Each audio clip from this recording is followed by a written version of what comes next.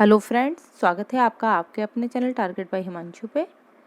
Friends, रात के 10 बजे जो हमारी जीके जीएस की क्लास होती है उसमें पिछली 2 क्लासेस से हम भौतिक विज्ञान के क्वेश्चंस को सॉल्व कर रहे हैं और उनसे संबंधित जो फैक्ट्स हैं उनको भी पढ़ रहे हैं। आज जो है वो हम केमिस्ट्री के कुछ क्वेश्चंस को करने जा रहे हैं। तो आइए वीडियो को स्टार्ट करते हैं। उससे पहले मैं आपसे कहना चाहूँगी कि अभी तक जिसने चैनल को सब्सक्राइब नहीं किया है वो प्लीज़ चैनल को सब्सक्राइब कर ले, ऑल नोटिफिकेशंस को ऑन कर ले ताकि आने वाले सभी वीडियोस के नोटिफिकेशन आपको टाइम टाइम पर मिलते रहें। तो चलिए आज की क्लास को स्टार्ट करते हैं। आज की क्लास में हम केमिस्ट्री के क्वेश्चंस को सॉल्व करेंगे जो कि अक्सर परीक्षाओं में पूछे जाते हैं। तो आपका आज की क्लास का जो फर्स्ट क्वेश्चन है वो है आपका, सारे ही क्वेश्चन अपने केमिस्ट्री से रिलेटेड रहेंगे। आपका फर्स्ट क्वेश्चन है, मोटर वाहन की बैटरी में कौन सा अम्ल होता है?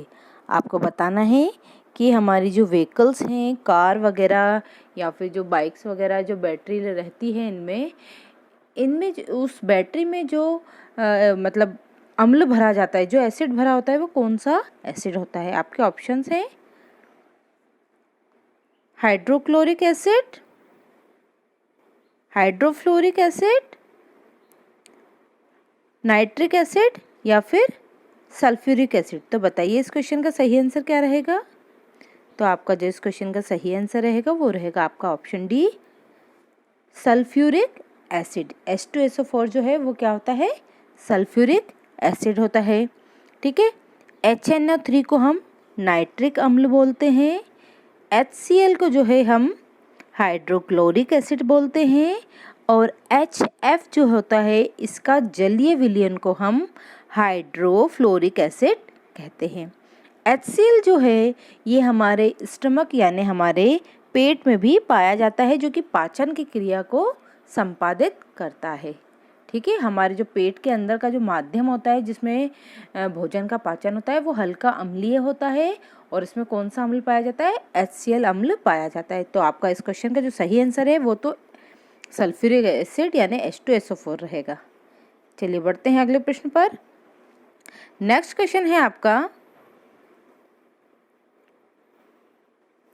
निम्नलिखित में से कौन सा तरल पदार्थ सर्वाधिक ज्वलनशील है? ज्वलनशील मतलब जो जल्दी से आग को पकड़ लेता है।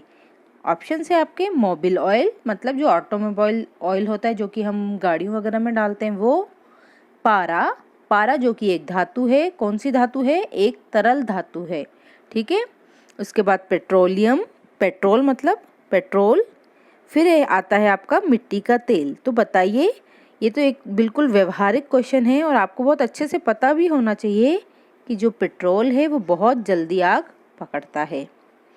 चलिए बढ़ते हैं नेक्स्ट क्वेश्चन पे। अगला प्रश्न है आपका, चंद्रमा की सतह पर कौन सा तत्व पाया जाता है? आपको बताना है कि चंद्रमा की सतह पर दिए गए तत्वों में से कौन सा तत्व जो है वो पाया जाता है। ऑप्शन है आपके, टिन, टंगस्टन, टेंटलम या फिर टाइटेनियम। तो बताइए इसका आंसर क्या रहेगा? तो इस क्वेश्चन का आपका जो आंसर है वो रहेगा टाइटेनियम। ठीक है। चंद्रमा की सतह पे जो धातु पाई जाती है वो टाइटेनियम है। टाइटेनियम का जो रासायनिक सिंबल है वो Ti होता है। ठीक है। चंद्रमा की सतह पे जो टाइटेनियम है वो मुक्त अवस्था में मतलब टाइटेनियम के रूप में नहीं पाई जाती है, बल्कि ये आयरन, ऑक्सीजन इनके ऑक्साइड के रूप में पाई जाती है, जिसको कि हम क्या कहते हैं? इटेनियम कहते हैं। ठीक है ना। इटेनियम के फॉर्म में पाई जाती है। इटेनियम मतलब इटेनियम में क्या क्या होगा? Titanium plus oxygen plus iron. ठीक है। इसे क्या बोलते हैं? इटेनियम कहते हैं और इटेनियम के फॉर्म में ही टाइटेनियम जो है वो चंद्रमा की सतह पे पाया जाता है। बढ़ते हैं अगले प्रश्न पर। क्योंकि क्या होता है कि वातावरण में या प्रकृति में कोई भी धातु जो होती है वो बहुत कम ही सोलो फॉर्म में मिलती है, क्योंकि धातुओं की प्रकृति क्या होती है? क्रिया करने की रहती है। तो ये हमेशा इनके ऑक्साइड के रूप में ही पाई जाती है। जो सोना है वो एक ऐसी धातु है जो अक्रिय धातु है और ये जो है प्रकृति में मुक्त अवस्था में पाई जाती है। बढ़ते हैं अगले प्रश्न पर। किस उद्देश्य से पोटेशियम ब्रोमाइड का प्रयोग किया जाता है? आपको बताना है कि पोटेशियम ब्रोमाइड का जो यूज़ है वो किस काम में लिया जाता है। पोटेशियम ब्रोमाइड का मैं आपको फॉर्मूला बता दूं कि KBr से इसको डिनोट करते हैं और इसका यूज़ जो है वो फोटोग्राफी में किया जाता है। ठीक है, फोटो को बनाने में इनका यूज़ किया जाता है। बढ़ते हैं अगले प्रश्न पर। नेक्स्ट क्वेश्चन है आपका, कर्नालाइट किस धातु का अयस्क है? आपको बताना है कि कर्नालाइट जो है वो किस धातु का अयस्क है। ऑप्शन है आपके पोटेशियम, एल्यूमिनियम, मरकरी या फिर यूरेनियम। तो बताइए इसका सही उत्तर क्या रहेगा। तो इस क्वेश्चन का आपका जो सही उत्तर रहेगा वो रहेगा आपका ऑप्शन ए, पोटेशियम। ठीक है, कर्नालाइट का जो फॉर्मूला होता है वो होता है KMgCl3 और 6H2O। मतलब इसका मतलब क्या हुआ कि hydrated potassium magnesium chloride. Hydrated मतलब जिसमें जल के कण उपस्थित हैं। पोटेशियम मैग्नीशियम क्लोराइड को क्या कहा जाता है? कर्नालाइट कहा जाता है। चलिए बढ़ते हैं नेक्स्ट क्वेश्चन पे। अगला प्रश्न है आपका, जंग लगने पर लोहे का भार क्या होता है? आपको बताना है जंग लगने पर लोहे के भार में क्या परिवर्तन होता है।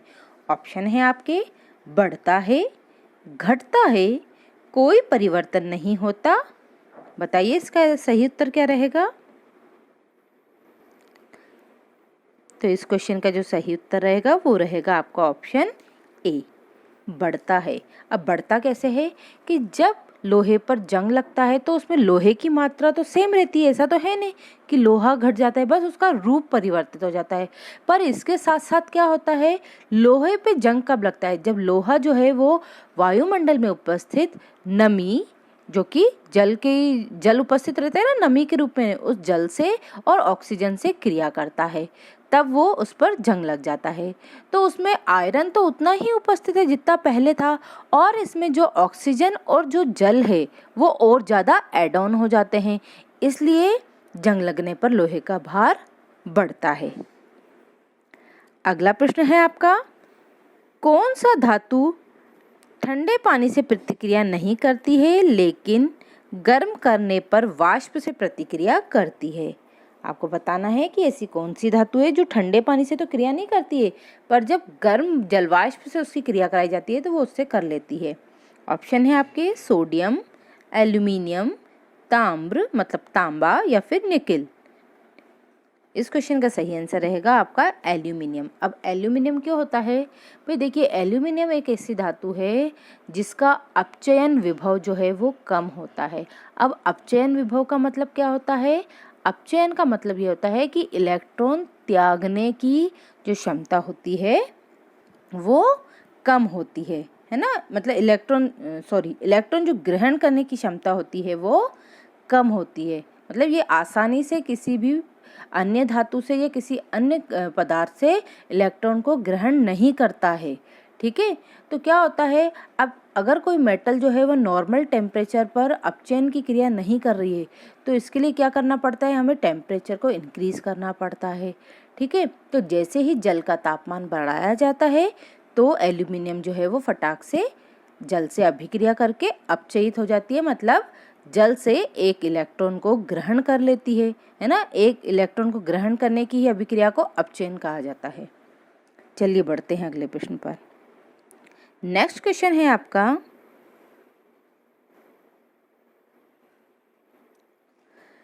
निम्नलिखित में से सबसे अधिक विद्युत ऋणी तत्व कौन सा है?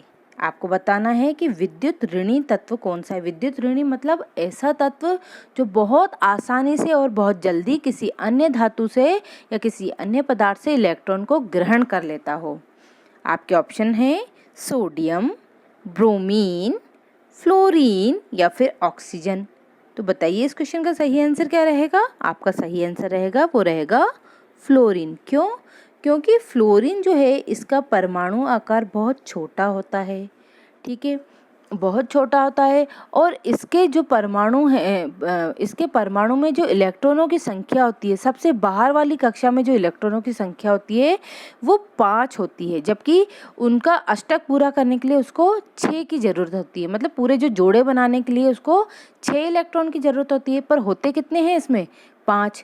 तो इसकी जो इलेक्ट्रॉन ग्रहण करने की प्रवृत्ति होती है वो बहुत ज़्यादा बढ़ जाती है। एक तो आकार छोटा है, उसके कारण नाभिक पे इसके नाभिक का जो आकर्षण है वो बाहरी इलेक्ट्रॉन पे वो भी अधिक रहता है, और इसमें अष्टक पूरा करने के लिए इसको सिर्फ 1 इलेक्ट्रॉन चाहिए। तो क्या होता है कि ये बहुत आसानी से और बहुत जल्दी से किसी दूसरे पदार्थ से इलेक्ट्रॉन को ग्रहण कर लेता है ना, इसलिए ये अधिक विद्युत ऋणी तत्व होता है। बढ़ते हैं अगले प्रश्न पर। मैग्नेटाइट है, आपको बताना है कि मैग्नेटाइट क्या है, उसका फॉर्मूला बताना है। पहले तो आप ये बताइए कि मैग्नेटाइट है क्या। मैग्नेटाइट जो है वो लोहे का एक अयस्क है और इसका जो केमिकल फॉर्मूला होता है वो होता है FeO4। ठीक है, बढ़ते हैं अगले प्रश्न पर। अगला प्रश्न है आपका, बर्तन बनाने के लिए कौन सी मिश्र धातु का इस्तेमाल नहीं किया जाता है। ऑप्शन हैं आपके पीतल, सोल्डर, ड्यूरेल्यूमिनियम और जर्मन सिल्वर। तो बताइए सही उत्तर क्या होगा। इसका जो सही उत्तर है वो रहेगा आपका सोदर या सोल्डर, जिसको कि हम सामान्य बोलचाल में टांका भी कहते हैं इस धातु को, है ना। टांका मतलब नाम से ही पता पड़ रहा है कि इस धातु का उपयोग सिर्फ टांका लगाने के लिए किया जाता है, यानी दो धातुओं के टुकड़ों को जोड़ने के लिए इसका यूज़ किया जाता है, ना कि किसी बर्तन को या किसी इक्विपमेंट को बनाने के लिए। ठीक है, पीतल जो है, पीतल के बर्तन बनाए जाते हैं, जर्मन सिल्वर के भी बर्तन बनाए जाते हैं, और जो ये ड्यूरेल्यूमिन है इसका उपयोग जो है ये एक हल्की धातु होती है, इसलिए इसका जो उपयोग है वो हवाई जहाज के पार्ट्स को बनाने के लिए किया जाता है ना, क्योंकि ये हल्की होती है। चलिए बढ़ते हैं अगले प्रश्न की तरफ। नेक्स्ट क्वेश्चन है आपका, पीतल मिश्रण है, आपको बताना है कि पीतल किन धातुओं का मिश्रण है। ऑप्शन है आपके टिन प्लस तांबा, टिन प्लस जस्ता, टिन प्लस तांबा प्लस जस्ता, या जस्ता और तांबा। बताइए इसका सही उत्तर क्या होगा। इस क्वेश्चन का सही उत्तर रहेगा आपका जस्ता प्लस तांबा, है ना। जिंक और तांबा मिलकर क्या बनाते हैं, पीतल का निर्माण करते हैं। पीतल एक मिश्र धातु है। बढ़ते हैं नेक्स्ट प्रश्न पर। मिश्र धातु मतलब ऐसी धातु जो अलग अलग तरह की धातुओं से, दो या दो से अलग धातुओं से मिलकर बनाई गई हो। नेक्स्ट है आपका, स्टेनलेस स्टील किस अवयव का मिश्रण है। आपको बताना है कि स्टेनलेस स्टील जो होती है, जिनके बर्तन हम दैनिक जीवन में उपयोग में लाते हैं, वो किससे बनी होती है। लोहा और कार्बन से, लोहा और जिंक से, तांबा और जिंक से, लोहा, निकेल और क्रोमियम से। तो बताइए इसका सही उत्तर क्या रहेगा।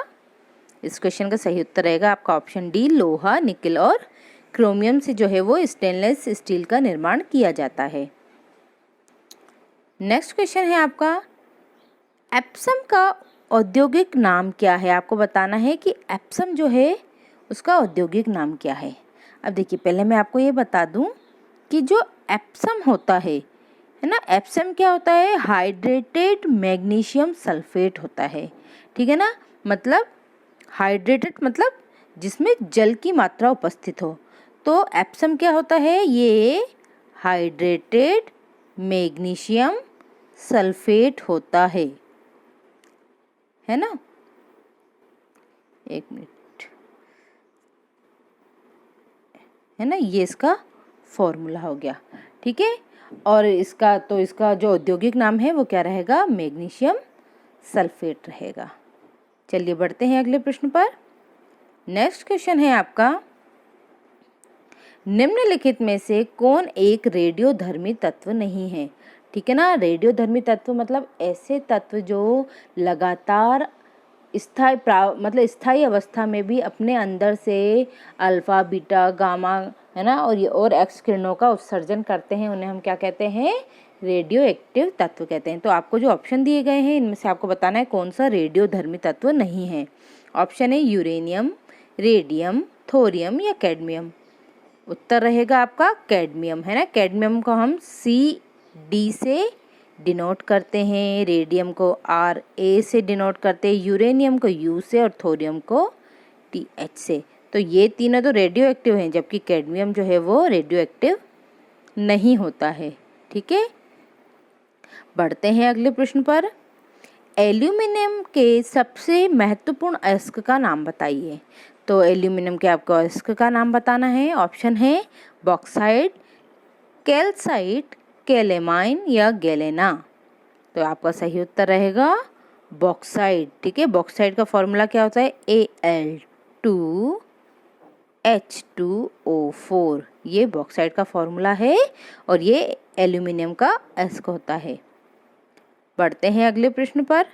नेक्स्ट क्वेश्चन है आपका, निम्नलिखित में से किसका उपयोग एक एंटीफ्रिज के रूप में किया जाता है? एंटीफ्रिज क्या होता है? एंटीफ्रिज ऐसे पदार्थ होते हैं जो कि किसी भी तरल पदार्थ को जमने से रोकते हैं, उन्हें हम एंटीफ्रिज कहते हैं। ठीक है, बर्फीले इलाकों में क्या होता है कि जो गाड़ियों का फ्यूल होता है ना, पेट्रोल वगैरह रहता है, वो ठंड इतनी ज़्यादा रहती है वहाँ कि कभी कभी वो भी जम जाता है। तो ऐसी स्थिति में उनके जो फ्यूल होते हैं गाड़ियों के, उनमें कुछ केमिकल को मिलाया जाता है जिससे कि उनका फ्रीजिंग पॉइंट, जो जमने का जो तापमान होता है, वो और ज़्यादा घट जाता है। तो ऐसे पदार्थों को एंटी फ्रीजिंग कहते हैं। तो आपको बताना है कि एंटी फ्रीजिंग पदार्थ कौन सा है। ऑप्शन है आपका isopropyl alcohol, methyl alcohol, acetone या फॉर्मल्डिहाइड। तो इसका सही आंसर रहेगा आपका मिथाइल अल्कोहल CH3OH।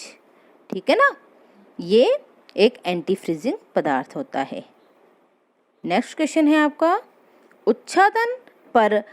उच्छादन मतलब अनावरण पर किसी पदार्थ का वायु से नमी को अवशोषित करने का गुण क्या कहलाता है? ऑप्शन है आपके परासरण, प्रस्फुटन, प्रस्वेदन या फिर शुष्कन, है ना। तो इसका सही उत्तर रहेगा प्रस्वेदन। प्रस्वेदन मतलब जब कोई पदार्थ वायुमंडल में से नमी को ग्रहण करके कैसा हो जाता है? पसीजने लगता है, पानी छोड़ने लगता है या गलने लगता है, तो उसको हम प्रस्वेदन कहते हैं। जैसे कि बरसात के दिनों में नमक जो हो जाता है, आपने देखा है ना, नमक कैसे पानी छोड़ देता है, या फिर शक्कर भी छोड़ देती है। क्या करते हैं वो? वायुमंडल में उपस्थित नमी को ग्रहण कर लेते हैं। ठीक है, बढ़ते हैं अगले प्रश्न पर। नेक्स्ट क्वेश्चन है आपका, निम्नलिखित में से किसका अधिकतम तापजनक मान होता है? तापजनक मान मतलब कि कौन ज़्यादा ताप उत्पन्न, कौन ज़्यादा गर्माहट उत्पन्न करता है। ऑप्शन है आपके हाइड्रोजन, काठ कोयला, प्राकृतिक गैस या फिर गैसोलीन। आपका सही उत्तर रहेगा इसमें हाइड्रोजन। हाइड्रोजन का जो तापजनक मान है वो सर्वाधिक है। नेक्स्ट क्वेश्चन है आपका, पेंसिल की लीड का बनाने के लिए किसका उपयोग किया जाता है? पेंसिल की जो लीड है वो किससे बनी होती है? ऑप्शन है ग्रेफाइट, चारकोल, सिलिकॉन या फिर फास्फोरस।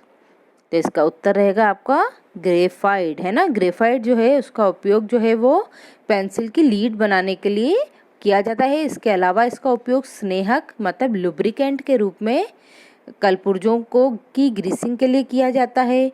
चारकोल तो आपको पता ही है कि कोयला वगैरह का यूज़ क्यों किया जाता है, ईंधन के रूप में किया जाता है।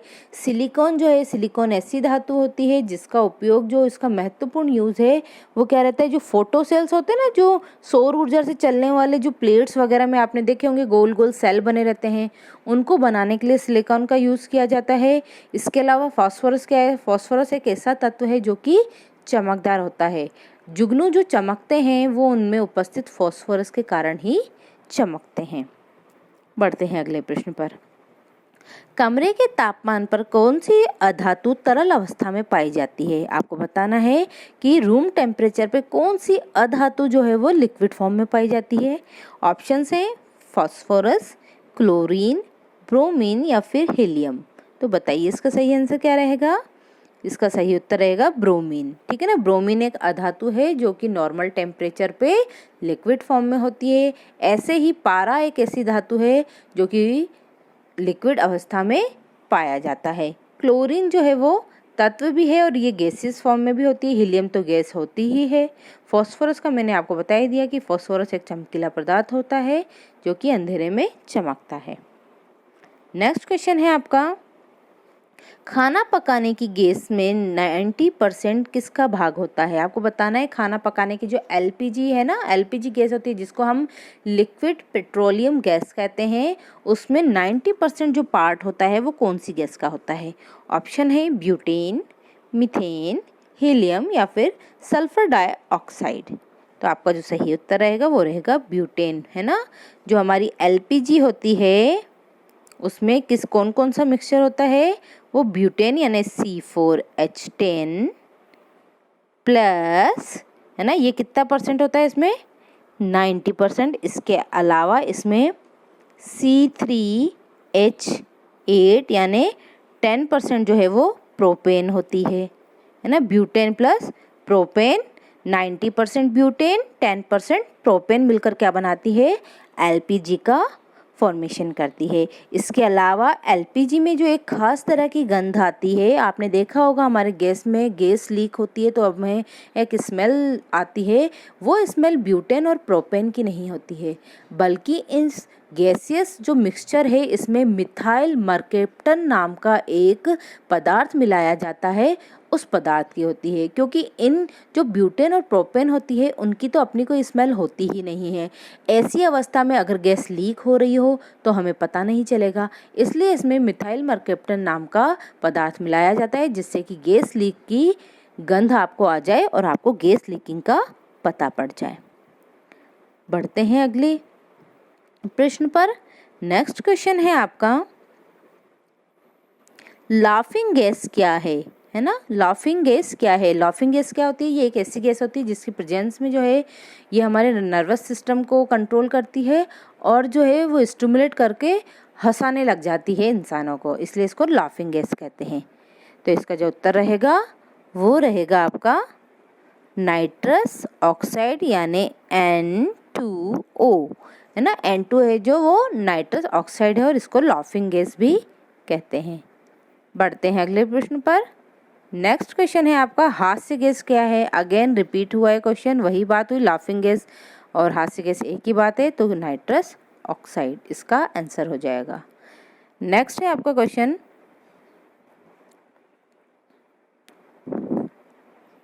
इथेनॉल की कैलोरीफिक वैल्यू क्या है? आपको बताना है कि इथेनॉल की कैलोरीफिक वैल्यू क्या होती है।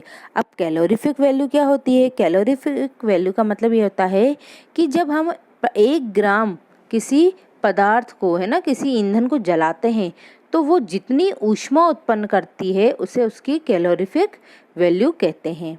तो जो इथेनॉल की कैलोरीफिक वैल्यू होती है वो होती है 150 किलोग्राम कैलोरी, है ना। ये kg/K का मतलब क्या होता है? किलो कैलोरी, है ना।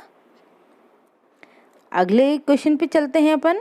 नेक्स्ट क्वेश्चन है आपका, एसीटोन और मिथाइल अल्कोहल के मिश्रण को अलग करने के लिए कौन सी निम्न तकनीक का उपयोग करेंगे, है ना। अगर एक आपको मिक्सचर दिया हुआ है एसीटोन और मिथाइल अल्कोहल का, तो आप इसको अलग कैसे करोगे इन दोनों लिक्विड्स को? सेंट्रीफ्यूगेशन के द्वारा, निर्वात आसवन द्वारा, आंशिक आसवन द्वारा या आसवन द्वारा। देखिए एसीटोन और जो एथिल अल्कोहल, मिथाइल अल्कोहल है वो एक ही ग्रुप के पदार्थ हैं, तो इनको जो है अलग अलग करना रहेगा अगर इनके मिक्सचर से, तो हम जो है वो आंशिक आसवन, है ना, बहुत कम टेम्परेचर को परिवर्तित करके इनको वाष्पित करेंगे। आसवन विधि आई थिंक आप लोगों को पता होगा, प्रभाजी आसवन मतलब तापमान पर गर्म करके, अलग अलग तापमानों पर गर्म करके पदार्थों को अलग अलग करने की क्रिया को आसवन कहते हैं। तो जो एसीटोन है और मिथाइल अल्कोहल है उसको आंशिक आसवन विधि द्वारा अलग किया जा सकता है। नेक्स्ट क्वेश्चन है आपका,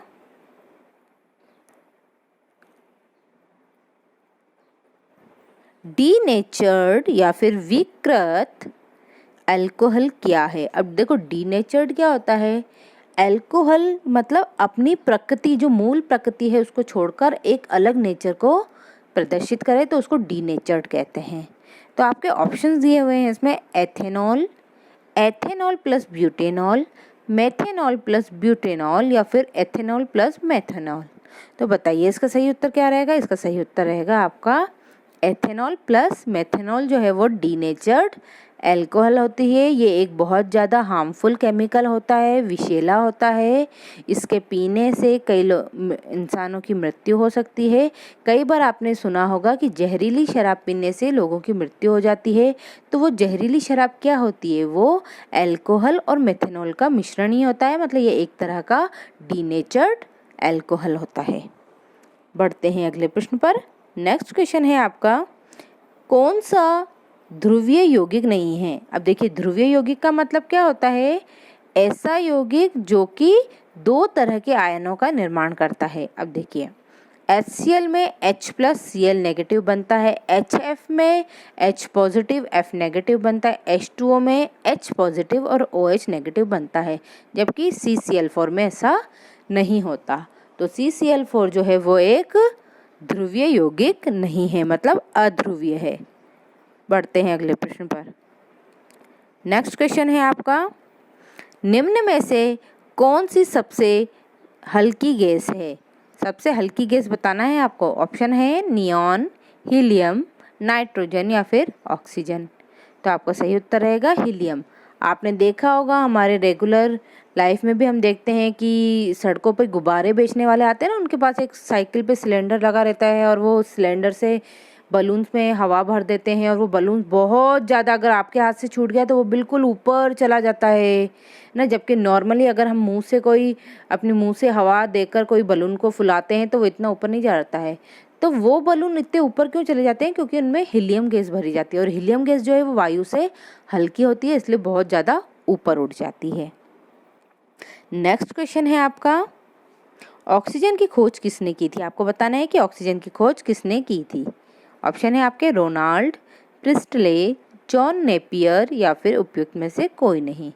तो सही उत्तर रहेगा आपका प्रिस्टले, है ना। ऑक्सीजन की जो खोज है वो प्रिस्टले द्वारा की गई थी।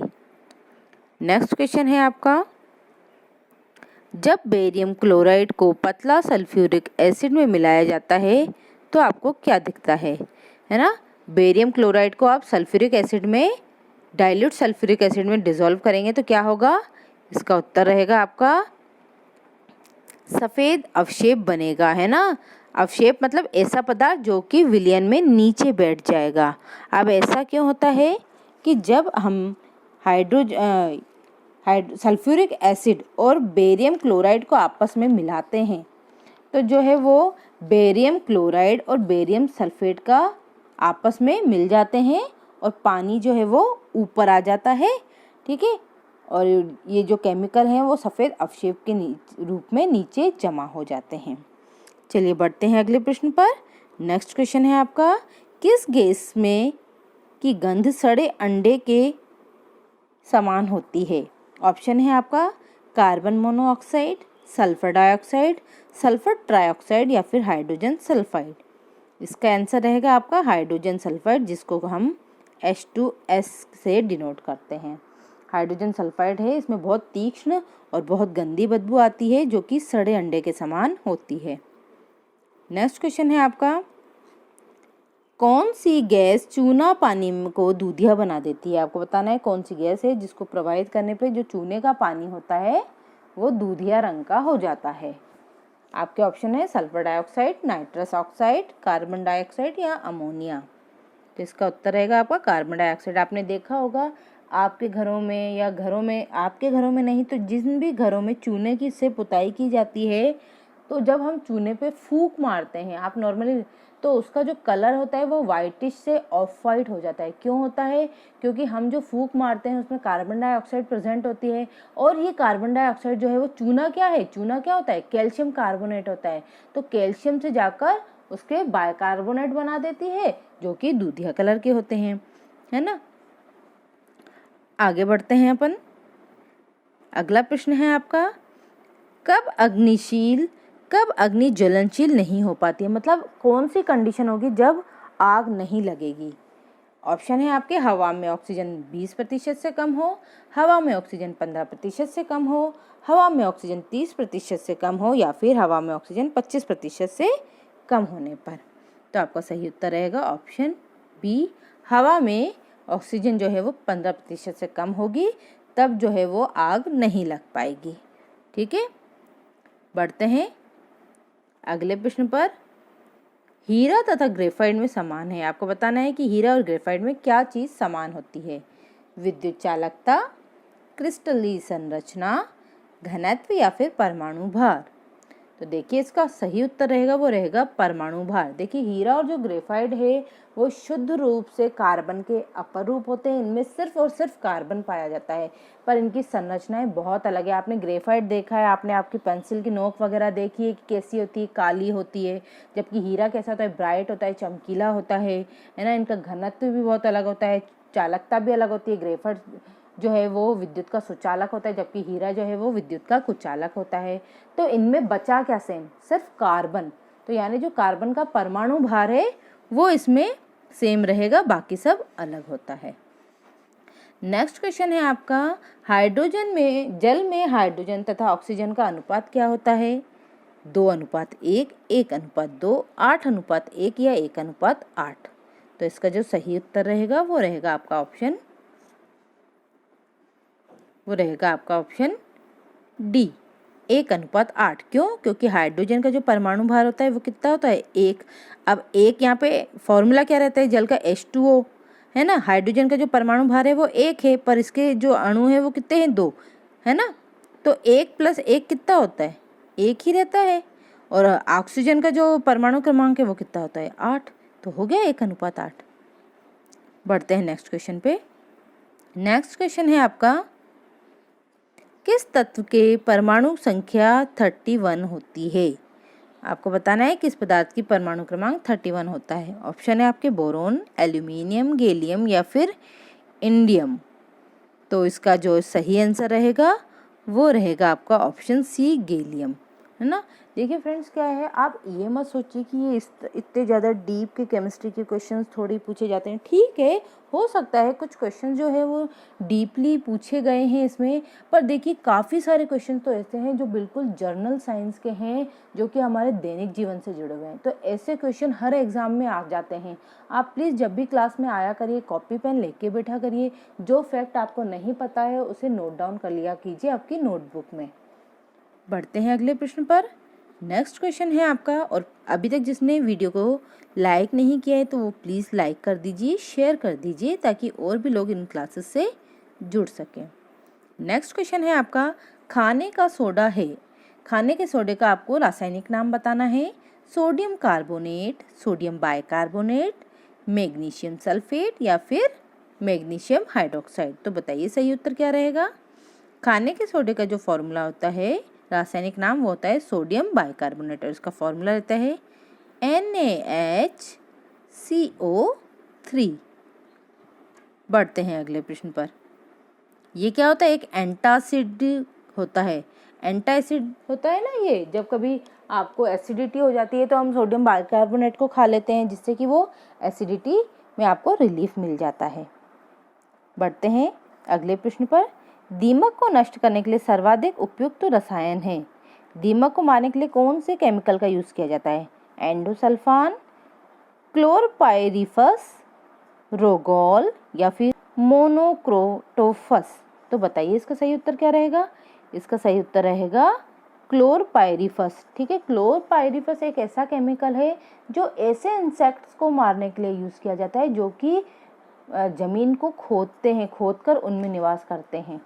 ठीक है, नेक्स्ट क्वेश्चन है आपका, निम्नलिखित में से किसका प्रशांतक औषधि के रूप में प्रयोग किया जाता है। अब प्रशांतक क्या होते हैं, प्रशांतक ऐसे केमिकल्स होते हैं, ऐसी औषधियाँ होती हैं जो कि दिमाग को रिलैक्स करती हैं, शांति प्रदान करती हैं। ठीक है, आपके नर्वस सिस्टम को जो है वो काम डाउन रखती हैं। तो आपके ऑप्शंस हैं ग्लूकोज, एम्पिसिलिन, एस्पिरिन या फिर वेलियम। तो आपका जो सही उत्तर रहेगा वो रहेगा वेलियम। वेलियम जो है वो एक प्रशांतक औषधि होती है। देखिए प्रशांतक औषधि जब तक एक लिमिट में खाई जाती है तब तक ये हमारे लिए बहुत अच्छी और यूज़फुल होती है, पर अगर जो है हम इसका ज़रूरत से ज़्यादा सेवन करते हैं तो ये जो है वो अवसाद का यानी डिप्रेशन का कारण भी बन सकती हैं। बढ़ते हैं अगले प्रश्न पर। धावन सोडा या धावक सोडा किसका नाम है? आपको बताना है धावन सोडा या फिर धावक सोडा का जो रासायनिक नाम है वो क्या है? Calcium carbonate, sodium carbonate, calcium bicarbonate या फिर सोडियम बाइकार्बोनेट। तो आपका जो सही आंसर रहेगा वो रहेगा सोडियम कार्बोनेट यानी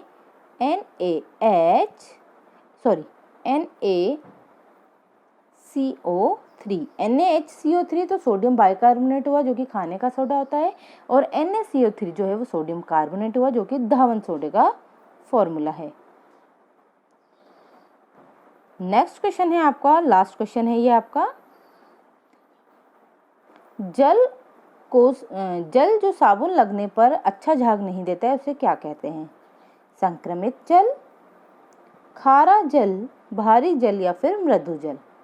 तो बताइए इसका सही उत्तर क्या रहेगा? इसका सही उत्तर रहेगा खारा जल, है ना। खारा जल क्या होता है? ऐसा जल जिसमें कि बहुत सारे अलग अलग सॉल्ट पाए जाते हैं, चाहे वो मैग्नीशियम के सल्फेट हों, है ना, कैल्शियम के हों या फिर सोडियम के हों। तो क्या होता है कि ये जो पानी की जो है ना, पानी को जो है ना वो कठोर बना देते हैं, है ना। तो क्या होता है, कपड़े जब भी आप धोते हैं, आपने देखा होगा बोरिंग वगैरह का जो पानी होता है उससे कपड़े साफ नहीं निकलते हैं, साबुन फूलता नहीं है। वो क्यों नहीं होता है? क्योंकि उसमें बहुत ज़्यादा मात्रा में सल्फेट और क्लोराइड उपस्थित होते हैं जो जल के प्रकृति को बदल देते हैं, ठीक है। ऐसी स्थिति में क्या होता है, जब हम साबुन से कपड़े धोते हैं तो साबुन जो है वो फट जाता है और अच्छे से झाग नहीं बनते हैं और कपड़े साफ नहीं निकल पाते हैं। संक्रमित जल मतलब किसी भी तरीके से दूषित जल को कहेंगे। मृदु जल मतलब अच्छा सॉफ्ट वाटर जो कि नॉर्मली अपन पीने वगैरह में यूज़ करते हैं। अगला आता है आपका भारी जल। भारी जल को हम D2O से डिनोट करते हैं, ठीक है ना। चलिए बढ़ते हैं। ये आज के अपने क्वेश्चंस यहीं पे समाप्त होते हैं फ्रेंड्स। आई होप आपको क्लास पसंद आई होगी, और आप ये हमारे सोशल मीडिया हैंडल्स हैं, इन पे भी हमको फॉलो कर सकते हैं। और अभी तक जिसने चैनल को सब्सक्राइब नहीं किया है वो प्लीज़ चैनल को सब्सक्राइब कर दीजिए, बेल आइकन को प्रेस कर दीजिए ताकि ऑल नोटिफिकेशंस आपको मिलते रहें। और प्लीज़ ज़्यादा से ज़्यादा लोगों को जोड़िए हमारे ग्रुप चैनल से, और आप भी रेगुलरली जो है वो हर क्लास को अटेंड किया कीजिए। हमारे चैनल पे आपको current affairs, Hindi, Sanskrit, maths और फिर GK GS की क्लास मिलती है, और जो भी क्वेश्चंस कराए जाते हैं वो सभी प्रीवियस ईयर क्वेश्चंस हैं, और हर एक क्वेश्चन के हर एक ऑप्शन को हम पूरी तरीके से एक्सप्लेन करने की कोशिश करते हैं। इसलिए आप ज़्यादा से ज़्यादा क्लास में आइए और लोगों को भी जोड़िए। आज के लिए बस इतना ही, मिलते हैं कल सुबह की क्लास में, तब तक के लिए गुड नाइट।